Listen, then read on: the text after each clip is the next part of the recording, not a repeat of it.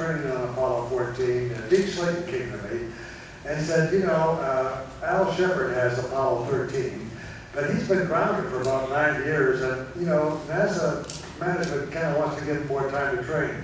Would you mind taking 13? And I said, no, well, there's nothing different between 13 and 14 except the number. I'd be more than happy to take 13.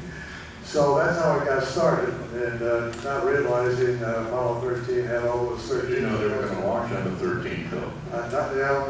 Or slow up on the 13th. So, but anyway, 13 was going to be the third lunar landing mission.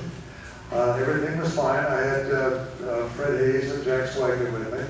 And about 2 days out, just after we had done a TV program, go back and send the signal back to the Earth. And you have to remember, this is the third lunar landing flight. By this time, everything got complacent. The only knowledge of the flight in the newspapers of the New York Times was on page 97 of the weather page. And, but just after that, of course, the explosion occurred. And we had to figure out how to get back home again. It's kind of interesting to note that the accident was set up 6 years before we took off. It was set up where we put the wrong thermostat in the heater system of the liquid oxygen tanks. All the previous flights had flown with that, but we had the heater system on in a test on the launch pad for a long period of time, which damaged the heater system and caused a spark about 200,000 miles out, which was kind of very fortunate, because if the explosion occurred just after we committed ourselves going to the moon, we'd never have enough electrical power to go around the moon and get back home again, and it would be lost. If the explosion occurred after we got into lunar orbit, or we were on the lunar surface with the lunar module, we'd never have enough fuel in the lunar module to get back home, and we'd be stranded around the moon. So if you're thinking about going to the moon, and you might have an accident, have it 200,000 miles out.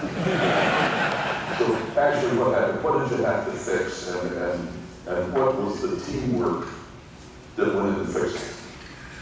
Well, that's the nice thing about the Apollo 13. A failure in every essence from the original mission, but a real triumph in the teamwork and the leadership of people at Mission Control, who had to figure out what to do, and then we had to correctly execute some of those decisions.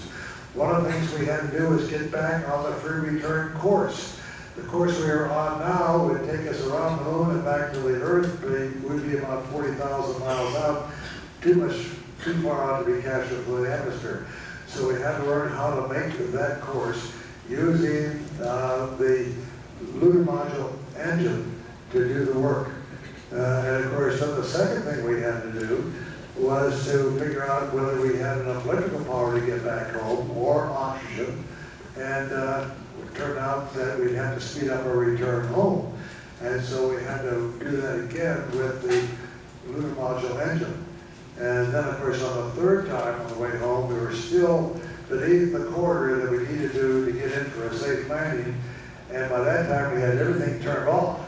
I mean, we had no way of navigating ourselves, but we did have some emergency procedures that we developed for Apollo 8, and they were in the flight manual for Apollo 8.